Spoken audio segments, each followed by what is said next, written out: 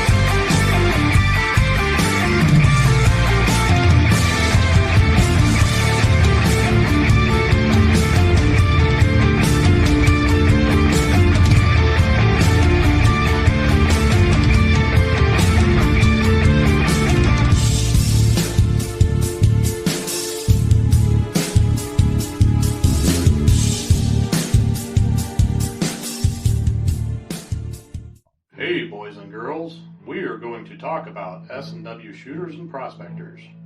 What is S&W shooters and prospectors? We at S&W Shooters and Prospectors help people find treasure.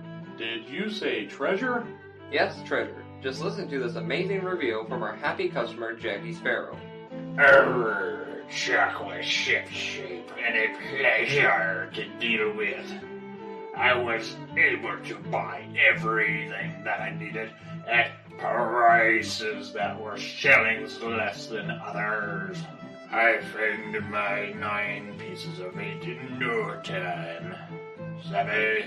I know you're asking yourself, why should I shop at S&W Shooter and Prospectors?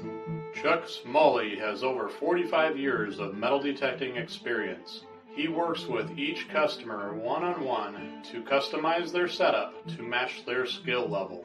So if you always dreamt of being a pirate, contact Chuck at S&W Shooters and Prospectors and he'll take a great deal for you. Eye patch and rum not included. Caution. Please do not operate motor vehicles or power equipment while under the influence of this show.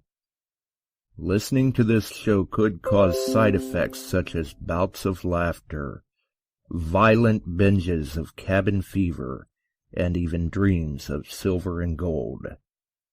Please be advised. Now that the fine print is out of the way, on with the show. All right. We're back. We're live. And we've got Civil War metal detecting trivia tonight. So let's drop over. I mean, we're a couple of minutes late, but nothing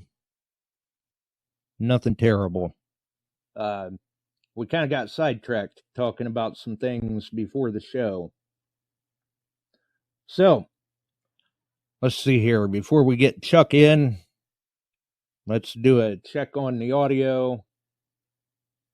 If the audio sounds decent, sound off.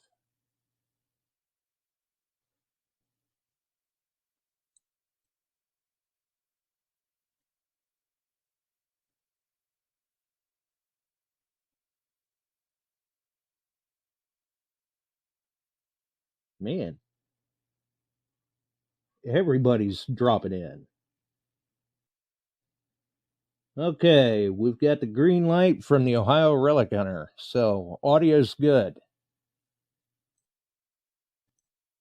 Let's get Chuck in, because I'm telling you, you folks, you might want your thinking caps tonight, because there's some good questions to be done. Everybody's going to learn a little something tonight, too, I do believe. How's it going, Chuck? Hey, it's good tonight. It's good. All the storms roared through, and it was a pretty decent day. It got pretty muggy this afternoon, but at least we're getting a break in this. The Old Man River out the back door is rising rapidly. A lot of water coming out of the flooded areas of Minnesota and Wisconsin and in northern Iowa. It's roaring. So, but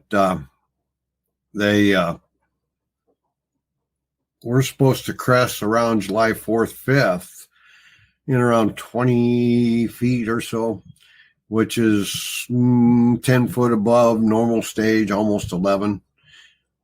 A lot of water rolling down. So, but other than that, it's been good. Hopefully I might even get out detecting. I've been working with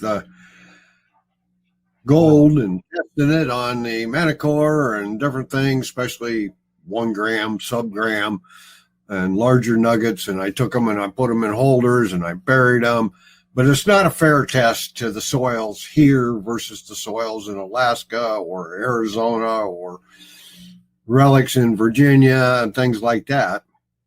But it gave me some insight onto their possible problem that they were trying to ID because carbon shafts have metal in it.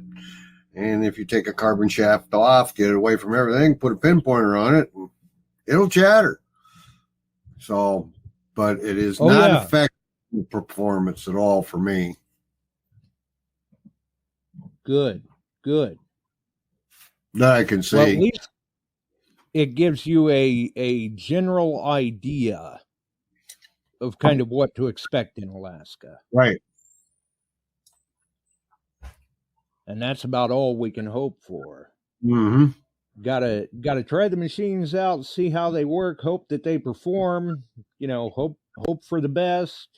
Right. Of course, speaking of which, I guess before we get into the metal detecting trivia, another thing to touch on real quick is seeing a lot of scuttlebutt about the vortex, and it never ceases to amaze me. We've seen it a number of times now over the years where self-proclaimed experts can see a photo of a machine before they can even get it in their hands and automatically claim that it's inferior or it's junk or something like that without even giving it a chance to prove itself in the field. I mean, come on. If they're such a self-proclaimed expert, you would think they would be smart enough to keep their mouth shut about the machine's shortcomings until they see how it does themselves. You got it in hand, you got it turned on, and you put about 20 hours, 30 hours, maybe even more on it, and you're figuring everything out, and you got it there. And, of course, we're going to have the air testers. We're going to have the guys putting them on boxes next to nails. We're going to have them putting a box full of styrofoam over the top of it and saying, oh, it hits it down there through the styrofoam. Go dig a hole, put it in a hole, and try it. Right. I mean, right now. Get out the spots where you hunt and try it. Yeah, I mean, right now, there's not even enough of these units out there to even begin to make a good judgment call one way or the other. I mean, other than, past track record. And Garrett has released some good machines. Right. So you just got to give it time and see what it'll do in the field. Correct. Let it speak for itself. You got it. And the neat thing about it is we've had enough hashing going on that we're trying to say, hey, till you got it, don't badmouth it. I mean, we're seeing finds being made. We know the color. We know that there's right. Yeah. And we know there's some things that have been put in it in its makeup that sound pretty neat, worth the try, And it's fallen. We don't have pricing yet, total pricing yet, but it's going to fall within that mid-range price that Naka and Garrett give them the most for the money that they can get you. So yeah, I mean, it kind of it's easy to leap to the conclusion that we can expect to see this fall in probably right there in that mid-range to compete with other popular mid-range units such as the Legend or the Equinox. Yep. So there we are. We're doing good. And we're winning. You and I have preached that for years. The more they come up with, the better it gets. Now we got to talk about the people running them. They need to get better with their digging and not leave holes. And you know, I'm not a proponent of shovels in parks and churches and that kind of places. Use your hand trowel. And I've seen some nasty holes. The other day I was at a spot, somebody left some messes. And I went, and I have no idea, but tried to fix a couple of them up. It was kind of a sad little thing going on there. And I did what I could for it. But you know what, guys? Fill the holes, pick up your trash. I mean, you flip it over and there's a bottom of a can, pull the can, throw it in the pouch, move on after you pack the hole back together, nice and neat, and throw the trash away. Right. Yeah, absolutely. I agree. I mean, and really, for the heat wave that we had all been having, it's so dry. Well, it was before the rains. It was so dry that I'm surprised anybody was digging. No, Janet and them were complaining down south of us a ways. They didn't get much rain, but I think they're starting to get her now. I'm not sure. Oh, Shannon says it's still too dry to dig the grass down in her area, which is down. Right. So, but the drought that we had been having is gone right now through this area. Yeah, it's had some interesting effects on the garden. The potatoes and corn are going nuts. Everything's starting to pop up. Yep, it's doing well. So, but yeah, another night we talked about this. Frank and Steve and I talked about it. Same thing we're talking about now. And right. Yeah. The naysayers are already out there, and they haven't even had the machine in their hand yet. Come on. They did. Yeah, I mean, and this isn't the first rodeo where we've seen this happen. We've seen it with other releases too, and they're all wrapped up in, well, it can't be a very good performing machine because it's not whatever brand I swing or something like that, or it can't perform very well. Look at what color it is. It's not about the color. It's about the technology inside the machine that's making it perform for us, so we do win in the field. Yep. All right, it rained there, and who's in Georgia? I caught a glimpse of that post. They got rain down there. John, I think it was John. Anyway, yeah, it's good. So, absolutely. Right. Well, anyway, Josh and I were talking before he went on air. I kept him held back. So I was running things across him for our stuff tonight. We need somebody who wants to win. People are definitely going to learn a thing or two tonight, or maybe win something. We'll see. We'll see how you're up on. And this is generic Civil War, and the Civil War, some of the things that I've read on it. The United States lost 3.5% of the country's population of the time to the Civil War. And there was 33 to 34 million people in the United States. But 3.5%, that is around a staggering statistic. Number of people. And if you would equate it today to lose that same percentile, we'd be talking about 8 million people. Yeah. Yep. A lot of unnecessary bloodshed. Right. So, but if you call in, I've got some questions for you, and you'll have some fun with them, because many of the questions I'm asking are generic to the history of it. And many of it, and some of them were even not that talked about just not that long ago, and on national news and things like that. So I figured That's true. That's true. There's a couple though that are a little tougher. Little bit obscure, maybe, that they'll, at the very least, they'll walk away with some interesting information, and if they walk away with a prize, they know their stuff. Yeah. Pamela's saying she shouldn't have skipped classes or that class. So come on. I'm not out there to have fun and learn. You're going to win something, maybe. So. Right. So I guess we'll run down through the rules real quick once again. For those that want to take a shot, obviously you can get a link from myself or Chuck.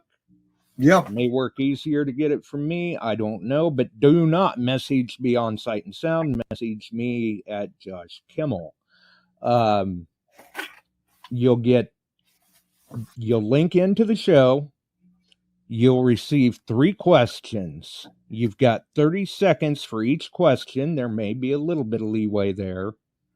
You get all 3. You get the first one right, you'll move on to the second one. You get the second one right, you'll move on to the third one. You get all 3 right. Congratulations to you. You know your stuff.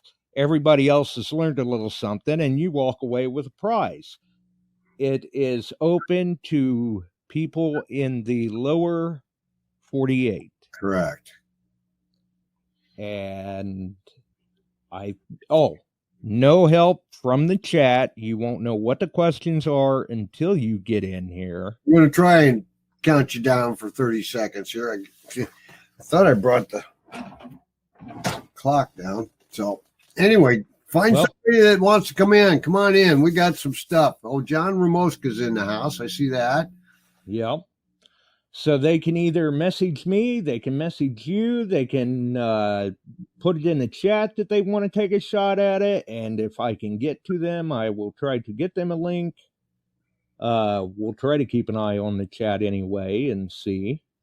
I know last Wednesday, somebody even sent me a text message, but normally I have my phone on Do Not Disturb while I'm doing the show. Right.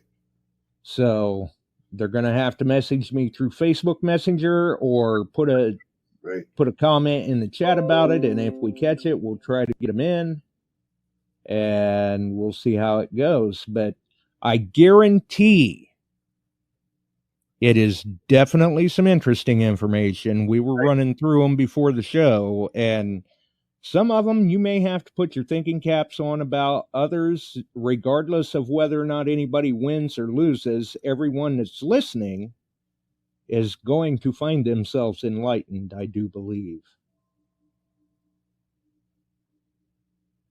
There you go.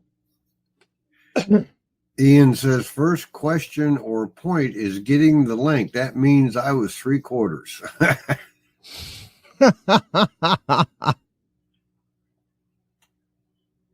No, Phil. Huh. Yeah, and for folks that have tried in the past, obviously they can try again. But remember, you still have to get a link from me because we change the link every episode. Right. So, but no. If you try to come in on an old link, you're going to be sitting there going, what's going on? All I'm hearing are crickets. Yeah. The Civil War was a very, very tumultuous event for this country. And if you're down deep south, there's still deep feelings on it. There really is. And, oh, yeah. Oh, yeah. And it's kind of, I went to I was down, I've told this before. I was down in Baton Rouge, and they had a tour of remaining antebellum houses that still stood. Baton Rouge did not take a lot of damage from the north on the Sherman's March to the Sea and burning and looting and that. And I'm at a hotel, and it was leaving from there, and I signed up for it. And I walked up, and there was a couple gals standing there, and I said, "Is this where the Civil War Antebellum house tour is?" Well, one gal swung around. She was probably 75, maybe even 80 at the time. She corrected me down there. Right now, there is no such thing as a Civil War, so that was the war of Northern aggression. And she meant it. The War of Northern Aggression. Oh yeah, they are. They're some of those areas, they are still very serious about it. Oh, yes, they are. Yes, they are. So it's pretty cool stuff. I see I'm not getting any takers tonight. Is that going to be the case? It could be. We may have scared them off. May have scared them off. I don't know. Oh, let's see. How can I bait you?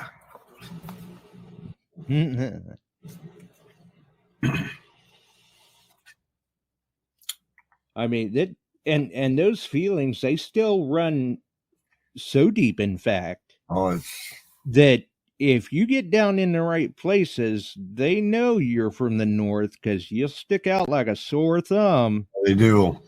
And they'll just come right out and ask you, you're from the North, aren't you? I'm glad I'm not. Kaylee has me folding clothes, so make it worth it. Getting out of folding clothes, Ian, ought to be worth it. Right. There you go. Okay. Yeah, I mean, I'm down with that. If that gets him out of that, he's already won. Yeah.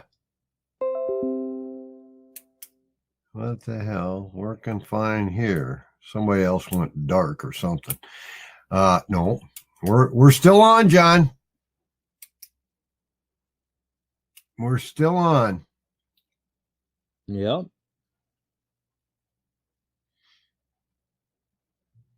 I'm trying to figure out what I can throw at him here, Josh.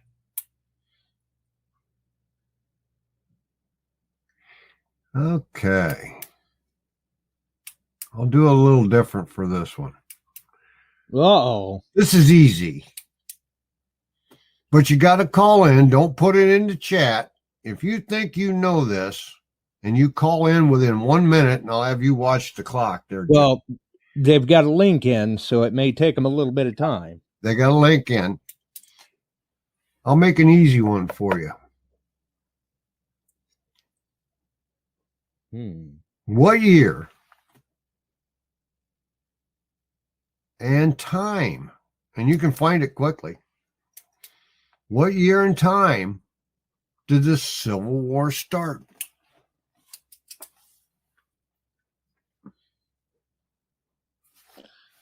Now, I'm not going by month, but I actually have the date, the time, and everything when it started.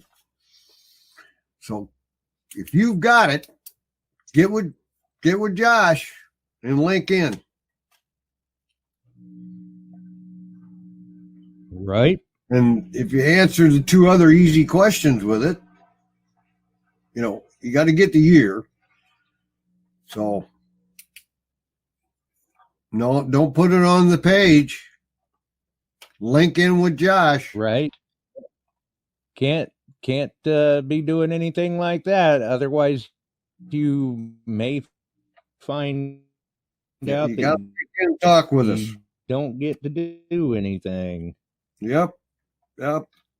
We do have him.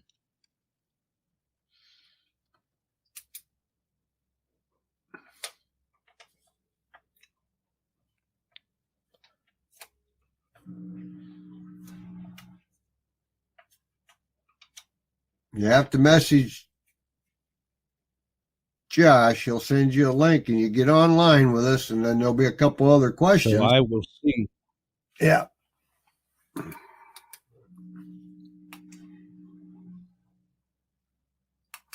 So I will see if we can get them in. They should be coming through here momentarily. Because they did message me and request a link, so we're just waiting for them to arrive. Yep.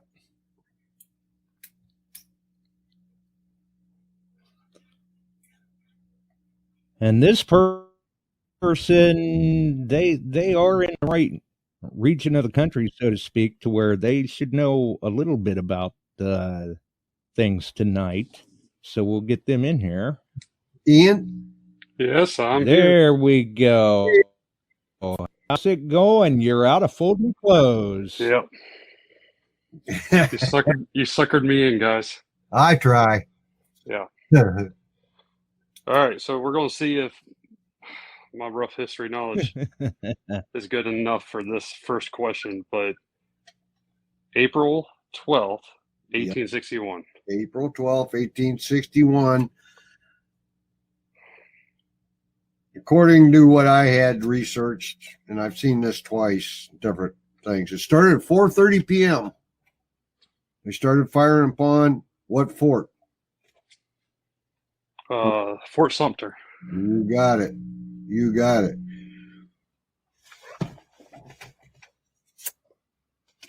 Let's shoot to a different one. All right. What year did it end?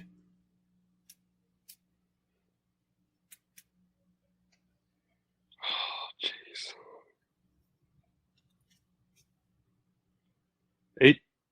1865? Yes. Okay. That's correct. Now for the kicker. A little extra point here. Oh. Where did it end?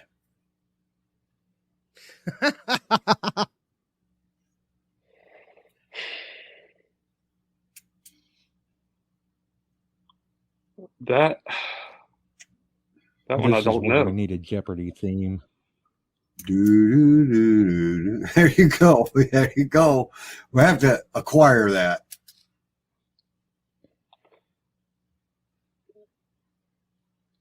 I mean, I wanted to say Georgia, but it's got to be somewhere south, like Mississippi, Texas, somewhere like mid-south, like mid-area.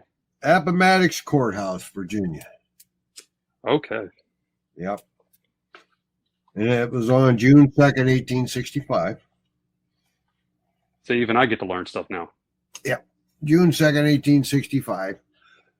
So, I guarantee you missing that. Barb is jumping up and down because I missed it. I'm going to drop you a dime. A silver dime out to you in the mail. Awesome, guys. I appreciate it. Send me your address, Ian. I will. I'll send you a dime. And a dime for my time. Dime for your time, and I got you out of folding unless you finished. Yeah.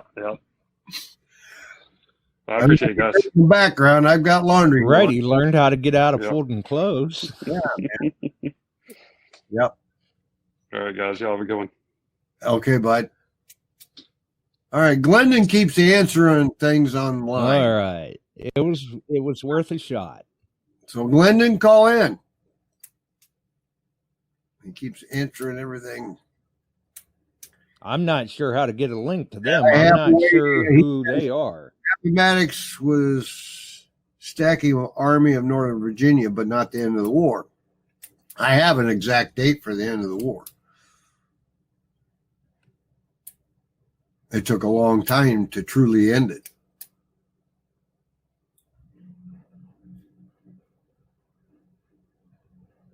So call in. I got some for you, Yes, Glendon. Yeah, I did. A little longer than what people realize. Yep, and a lot further west.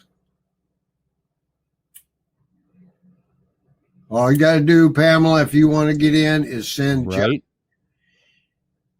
a message. He'll send you a link. Same way with you, Glendon. You send Josh a message, and he'll send you a link. And you link and you get on.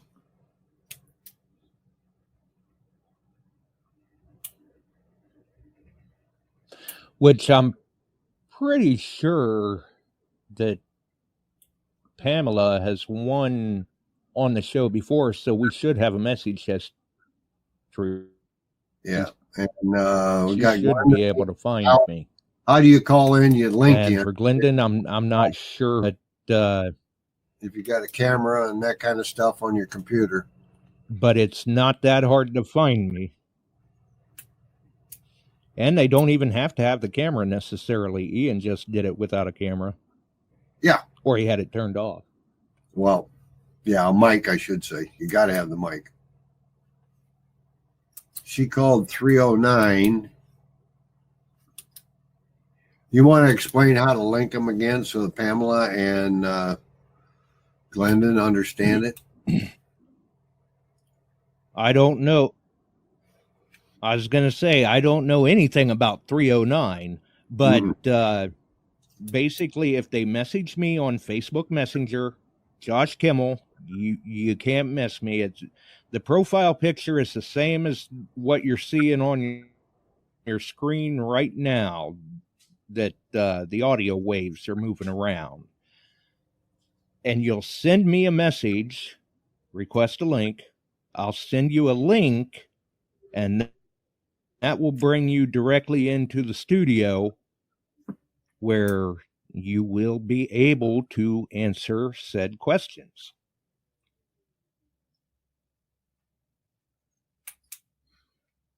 Right. And if you're camera shy, well, that's fine. There, you can do this without the camera. But you do have to have a mic. Because if we can't hear you answer the question, then we don't know that you've answered it.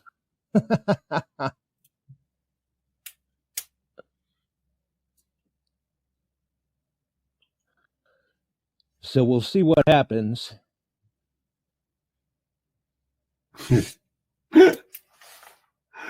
Oh, camera shy, my backside Pacifico. He says he's camera shy, Josh. I doubt that. Facebook page messenger, Frank.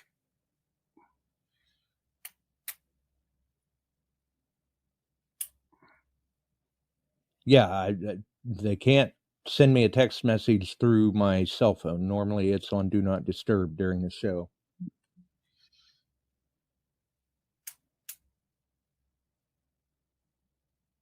Because sometimes we can have enough interruptions and glitches. I don't need the cell phone going off in the middle of the show too. Eventually, though, we will have the Skype line worked back in. It's just going to take a little bit. Is it? Yeah. That'd be interesting. Get that going.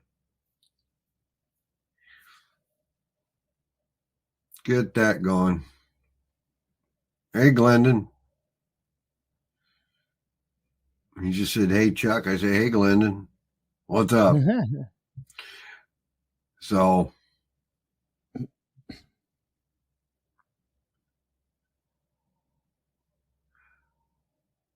Josh Silva. There you go. Well, we'll do that, Frank. We'll do that. We're supposed to keep Steve off the air. No. Well, if that's the case, pardon my French, but I'll be damned. I haven't seen or heard from Josh in some time. There you go. Oh, yeah. I see that. Well, you know, unless it's somebody trying to be an imposter, it's got his profile picture up there. And I'm not sure if he's still got a way that he can message me on Facebook or not. But if we get him in here, the competition is probably over, because he when it comes to military action, he's probably forgotten more than what a few people in the chat will even begin to realize. And I'm not sure how he found us tonight, but very cool. Good to see him again. It has been a while. Who? Is he on Facebook? I don't know if he's still on Facebook or not. And I'm not seeing this online here. So him. So he must be on the Facebook side instead of the link side. Right. Right.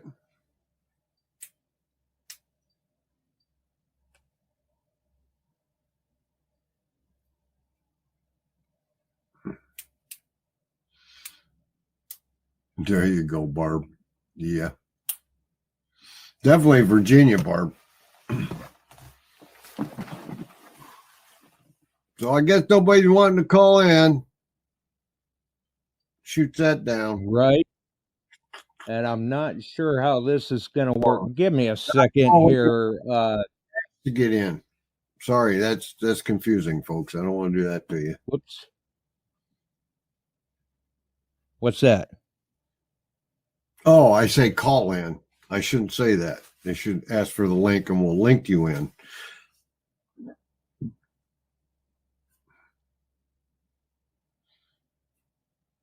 Yeah, because I had somebody trying to call in. You know what? Let me see. Let me see what I can do about that. Maybe.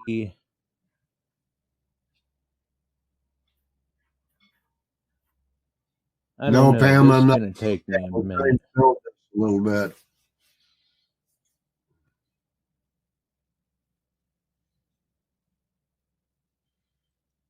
See what This is what Josh would like us to do.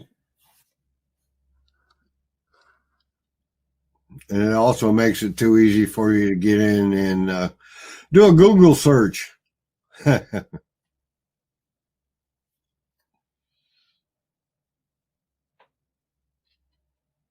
We all love to go out and find the relics from the Civil War. It's always nice to know a little bit more of what you're finding and why you're finding it.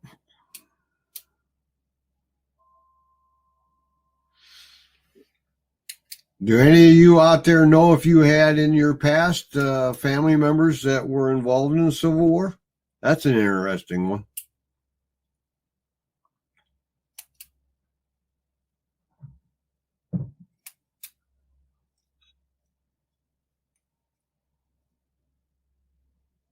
Uh-huh.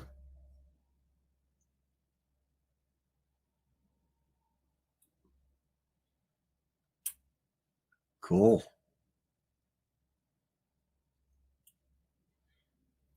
Hey, Ian, down in your area, did you have anybody raise Cain about having statues and that kind of stuff up and want them taken down? Oh, a lot of people did.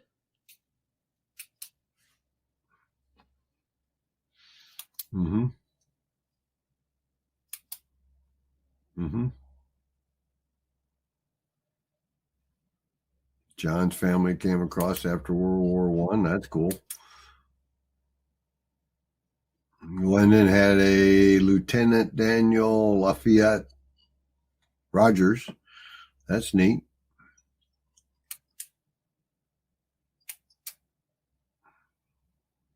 Renamed the park over it, huh?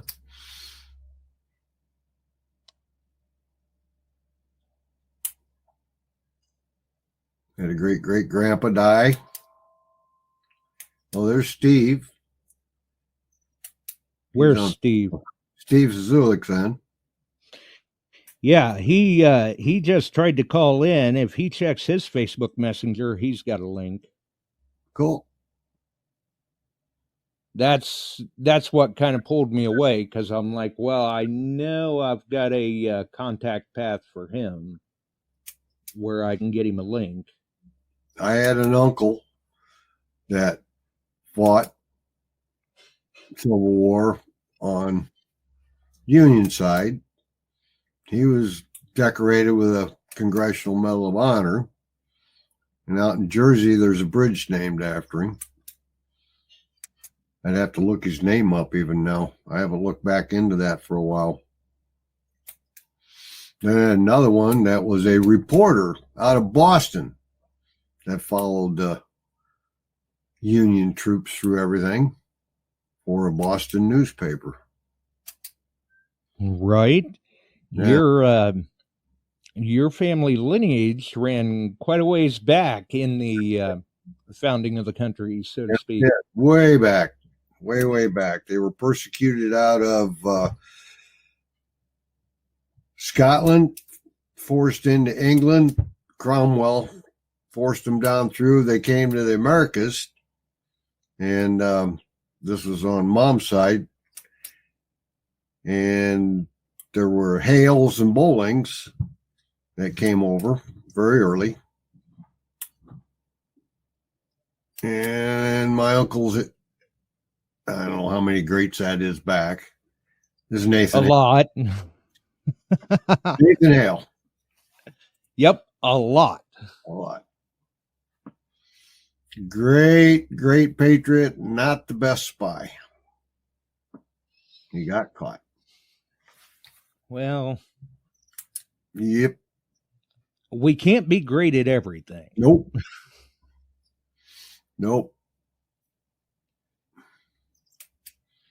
Pamela, that's a good reason to get here. Escaping Hitler. Yeah, I saw that.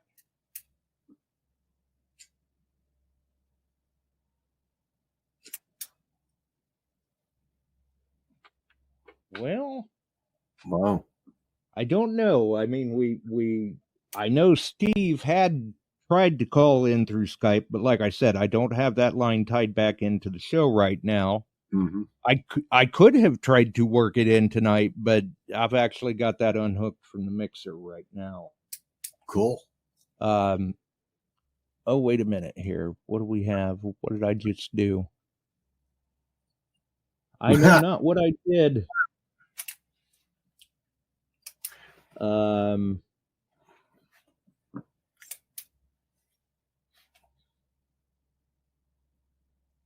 One question was asked.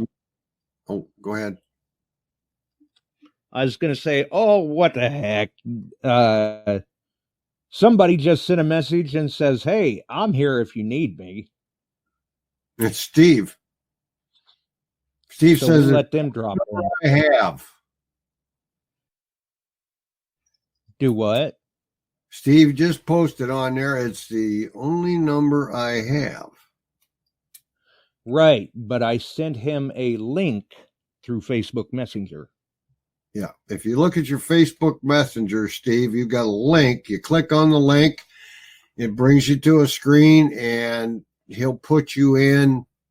You know, you'll be in the background. He'll click it in, and you'll come on the show.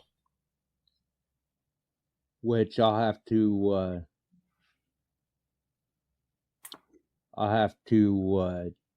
try to get in touch with him and let him know that the show venue has changed a little bit. And I'll have to check and see if Josh still has the same number, because if he does, then I can get him back in sometime. Oh, look here. We've got somebody. I had to get in before Steve did. We don't want Steve. Check out my shirt. I like your shirt. So hey, nice. Here's a quick story for you, Chuck. My great grandfather, whose name was Fleetwood John Blue, and his brother, who was named John Fleetwood Blue, fought on the north. One fought for the south and one fought for the north. Oh yeah. Yep. One had moved down to Carolinas, and he fought for the South. The other one stayed up here in Jersey and fought for the North. Wow. Southern Illinois. So you're Illinois. saying that you're. Go ahead, Josh. Go ahead, buddy. So you're saying that your relatives were the Blues Brothers. Yeah, pretty much. That's cool. BLEW. Right. Oh, okay. I'll bet you'll know this question about the Civil War. Probably not. I'm not good at this stuff. Aren't you good at that stuff? I did know the answer to the first question. And by the way, Ian, I just want to correct Ian. The war started at 4:30 a.m., not p.m. Oh, okay. Maybe I read that So wrong. take Ian's prize away and send it to me. No. I think PM. But anyway, a ship was sunk called the USS Usitanic. I'll even tell you the year, 1864. What sunk it? The Hunley? You got it. Ah! Yep. But now I'll give you a follow-up question. Did the Union have submarines? The Union? Uh-huh. I don't know, honestly. I don't know if the Union had submarines or not. They did. Okay, good. But they were called experimental. I don't know if they ever tried to use one in a battle, but they actually had them named. Oh, no kidding. I know. They had the ironclad were almost submarines. Yeah. The names will kill you. One was named the Alligator, and the other was named the Intelligent Whale. As you dig deeper into things, you start getting this stuff. You go, what? I know, right? But you were right on that. You were right on that, brother. That's cool. And you know. Oh my. Oh my. We're gonna add another person. Cool. Why Yeah, would you we're do gonna that? add one more person here. Why Oh, would you do that? I said the time. He'll get his time. Yeah, we're gonna shift some things around. Ooh. Here we are. How's it going, buddy? You don't quite have. I cannot hear you guys. He says he can't hear us, bud. His Fisher Price computer's not working. Yeah, I heard that. Fisher Price. Okay. If somebody is watching the chat, if Steve's still in the chat, tell him to check his microphone settings. If Steve came onto a show and everything worked perfectly, I would be amazed because nothing Steve touches works perfectly.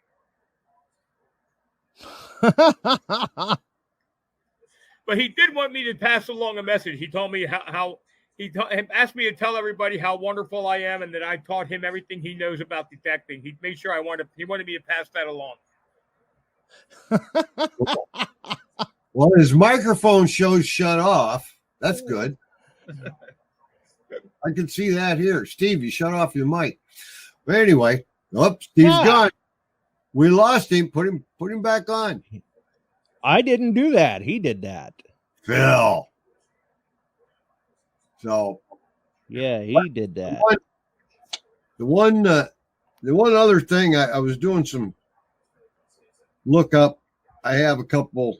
Actually, I have quite a few volumes on the Civil War, and there's so much stuff on it. It's crazy. But where do you think the westernmost battle was fought? I mean, if I had to guess, I would say somewhere in Texas. Oh, it's Steve Zazulik. I'm making fun thinking it was Steve Pacifico. Oh, got mud on his face, Steve. How you doing, buddy? I apologize. I thought it was a different Steve. No problem. Definitely a different Steve. How are you? How's it going, How are buddy? you, gentlemen, tonight? How you doing? Good. Trying to Long time wind no them see, up. Steve. And all they're wanting to do is hide in the bushes tonight. They don't want Frank comes to us. You know, we've done this before, but on a different format. We're trying to give a few prizes out and this kind of stuff. And I thought I had some simple questions for him on the Civil War and things like that. And I'm by no means an expert on it. And I read on it quite a bit. I have for years. And so they call in, they get a couple of them right. We give them some time, and then they win a pair of gloves or silver or whatever.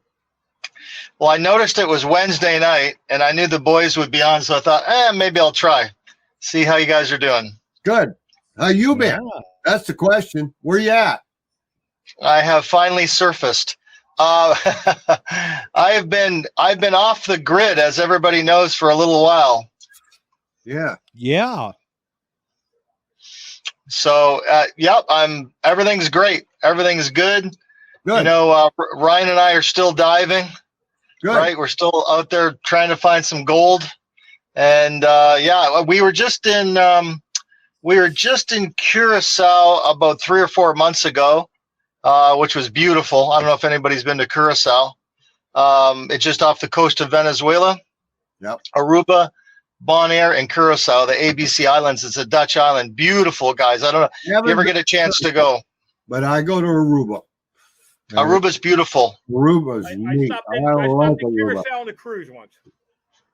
You're beautiful, guys. The Windex blue water, just fantastic. It's great. It's great. I'll be back down there in January. I spent 2 weeks there in February this year, and we were gold hunting and having a good time. And you know, we go out noon, 1 o'clock, go back in, sit by the pool. Beat me up, will you? That's good time and good food. Yeah. Right. It's a tough life. Yes, it is. Of course, how long were you there, Steve? So we were there. We always go on Ryan's birthday. So we were there for a week, and then I'm still going to Europe. I still go over to Germany. I just got back from Vancouver last week. So I'm still, once we got through COVID, I started traveling again. Right. So, and then I'm in Canada right now. And, as you guys know, we're always hitting the Great Lakes. Right. So found a couple really nice rings about 2 weeks ago where we're out in about 15 feet of water. And I couldn't get a thing. I wasn't finding a thing. So I just started digging. I was down, I would say about 14, 16 inches. And then you guys know this feeling. All of a sudden I saw the crest of that gold. And it doesn't matter how many times you find it, you still are in shock when you see it. Yeah, it stops you. That feeling never gets old. No, it never ever gets old. And you're like, and you second guess yourself, and you guys know how many gold color pop freaking tops there are out there too. Beer bottle up here. The gold. Yeah, exactly. Good. So yeah. And they're anodized now, so they sound awesome when you hit them. Exactly, Frank. Exactly. So, anyways, I took a moment. I'm like, oh my God, I think I found a gold ring. I pulled it out. 1928 class ring. Awesome. Right. Nice. Wow. So I'm like, I'm down here already, 14 inches. I'm just going to keep digging like across at that level. I'm on a stack of Bibles. Exactly, Josh. I go along another night, and you know when I think I was using my X-Cal. Like Frank says, sometimes you'll get a nice hit and it's not. But this another nice hit. I'm like, oh my God. I did it again, and I saw the freaking corner of another ring. I'm like, there's no way. This is double rainbow stuff. Cool. So, got that out of there, pulled it out. 1929 class ring, right at the same level. Come on, that is awesome. I got to stop you for a second. John Ramoska, I forgot to answer the question I threw out at you, Frank. The farthest westernmost, the people are giving me stuff on here.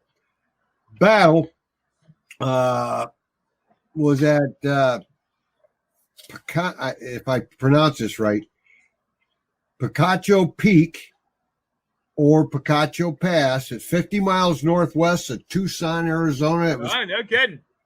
It was considered a battle. It was 2,350 Union against, get this, 120 Confederates. There were 2 Union dead, couple Confederates wounded, several captured, but they got a big park out there commemorating that as the westernmost one. So, Steve, keep talking. I'll throw one more. All of you think about this. Where was the easternmost battle? This one will be a stumper. This would be great to have these locations and go and check these spots. If you could get on, can you get on any of these spots? At that, probably not. That is a park. Protected site. It's protected site. So you can't get on there legally. No. It's up right. in the mountains. Yes. Good choice of term. So no visiting at nighttime. Is that what you guys are telling me? Yeah. ORH, I believe the farthest north they made was Iowa. Iowa. Right. We actually hunted that. Oh, he said Maine. Janet says Maine. Yeah, wasn't there one in Vermont or something, Chuck? I'm not sure. The Confederates came down out of Canada, and then the Northern troops had a station up there. I think there's some monument there. A lot of raiders in the Iowa area, but there was a battle on the Iowa and Missouri border, and it was cannon and the house stands. There's cannon holes and bullets stuck in it, and that's a park now down there. I got to hunt that before they made it a park. Now, I apologize, guys, because I didn't catch the beginning of this. Are you talking about revolutionary, civil, or War of 1812? Civil War. Mm-hmm. Civil, yeah. Because as you know, obviously, revolutionary was kind of up here, but War of 1812 for sure was up in Canada. Yeah. And we find, as you well enough know, the Niagara River separates Canada and the United States, and the amount of stuff that we find in that river is pretty incredible, especially Ryan Fazekas. He has found some pretty cool things. Cool. From the war. All right. Here, I'll throw one at you, Steve. Where was the westernmost battle of the War of 1812? The westernmost battle? Yep. I know this site. I've researched and hunted it many times. Have you? Yep. I've got one more 1812 button. So are you in Ohio? No, I'm in Illinois.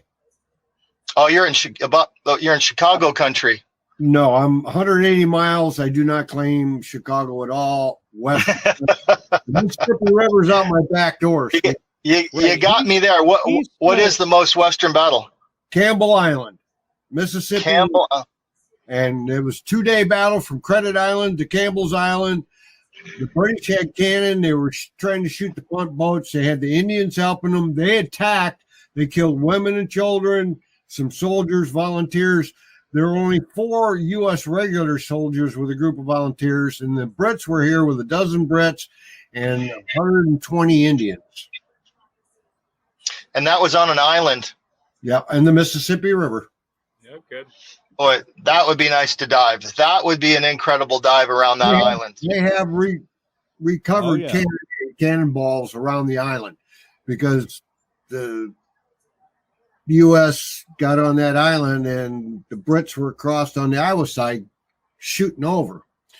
And they bombed, and what were they, 4-pounders? And they found them there.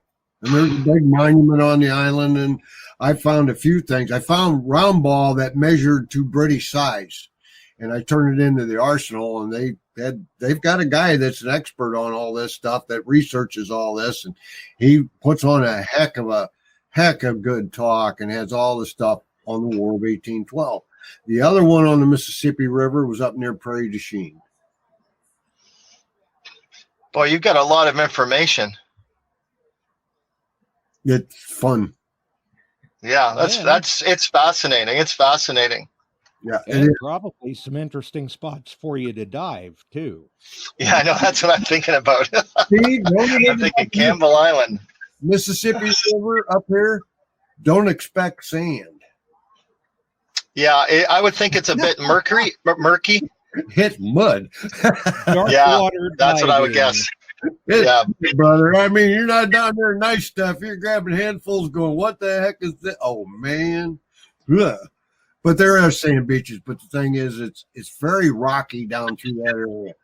And rapids, it was at one point. Now the dams are built up. And of course, what happens? It fills with silt.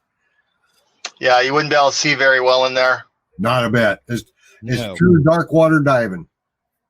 Yeah, exactly. But I'd sure be glad to hold your line and go, hey, bud, can you see anything? Nope. Yeah, we've been in pretty. I don't like diving dark water. I have to be honest with you. I don't like it. That's Jersey, man. You can't see your hand in front of your face. Yeah, it's a bit dangerous. Right. Yeah, it can be. Definitely. Yeah, there's a story about a guy that was diving and he was on the bottom and he couldn't see, and he found some metal around him, and he kind of was going through it. He didn't know what he was going into, and he realized he crawled into a shopping cart, and it got caught around him.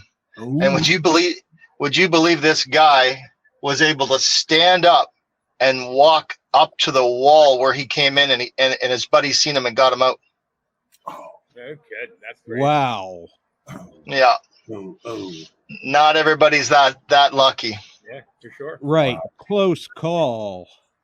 Yeah. So I'm not going in any dark waters, guys. I'm good. No. Okay. I'm going to tell everybody that's trying to answer the far easternmost battle of the Civil War. Open your mind up. Surprise them because they should have went big. Open up because we had battles on the oceans too. So think more than land. I was thinking Sumter was the farthest east. This will floor. You got to go a little further. It'll floor all of you. I came across this and I read about it, and it was like, we got to talk about that a little bit. Nope, wasn't Charleston, Barb. Think, open your mind up away from the coast.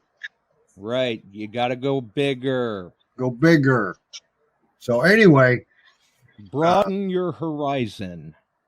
When you get further north on the river up here, from about the Wisconsin border up, Steve, then we don't have the silting. You're in rock. It does get clear. The Mississippi's beautiful when you get up around Prairie du Chien and those places further up, and the Indian artifacts that they pick up along the shorelines. Oh my God.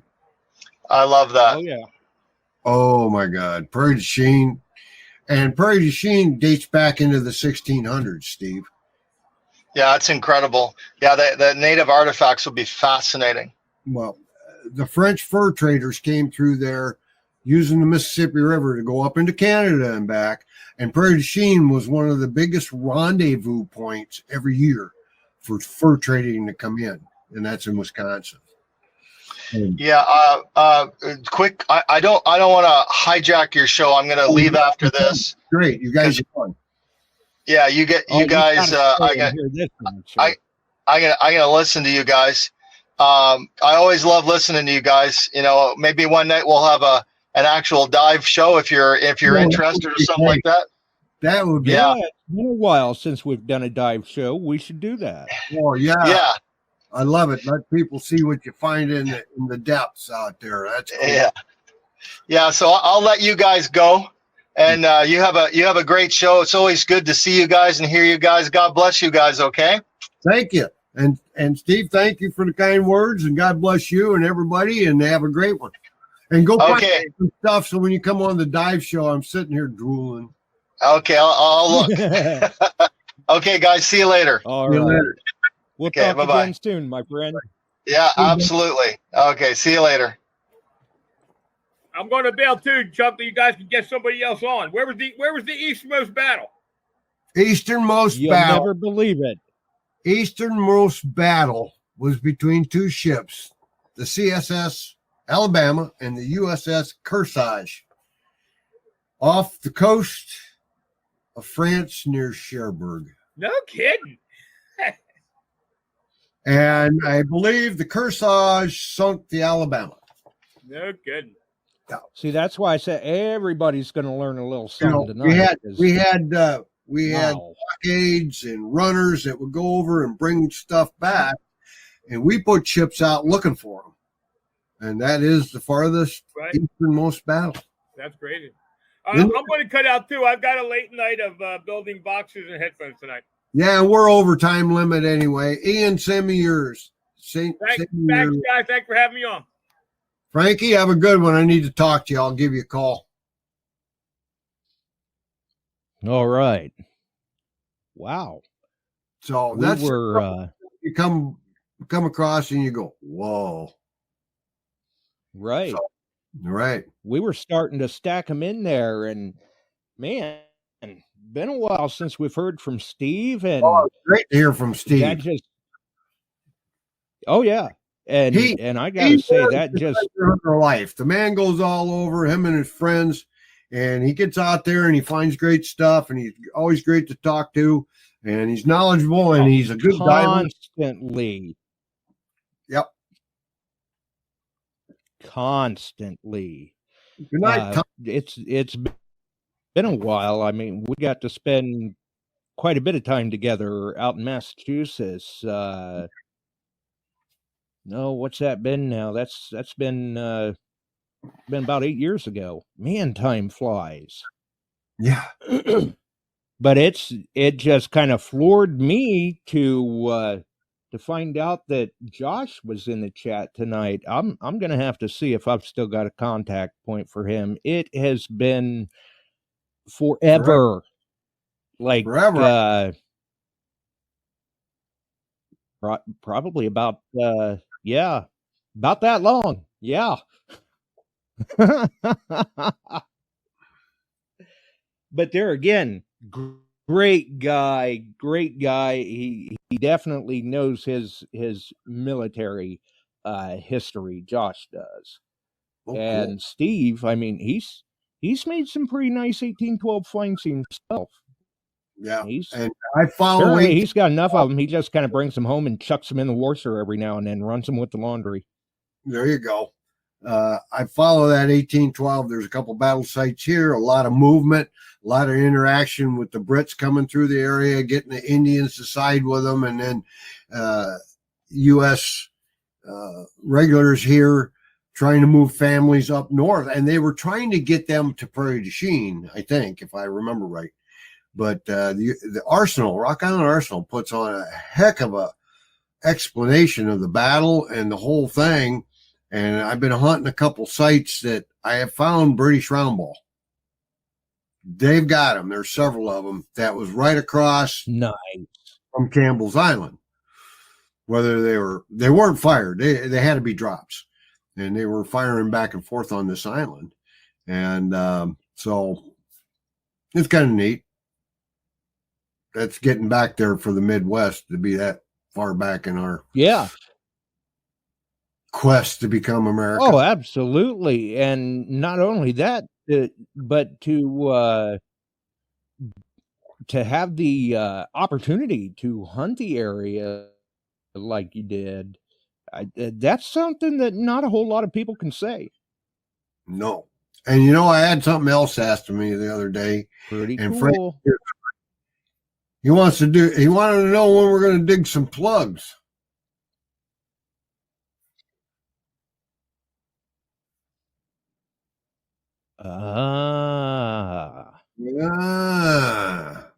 So that's got to be upcoming too. Well,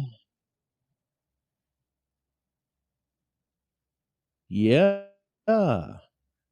And I think to do that,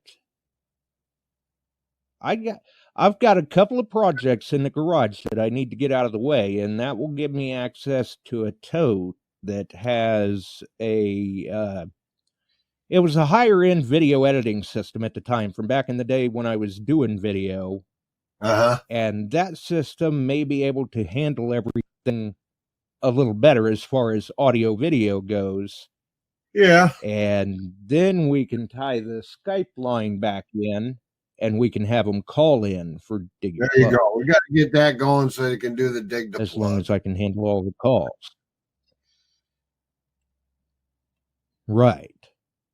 Wow. Because usually Dig Your Plugs, it can get a little fast and furious some nights.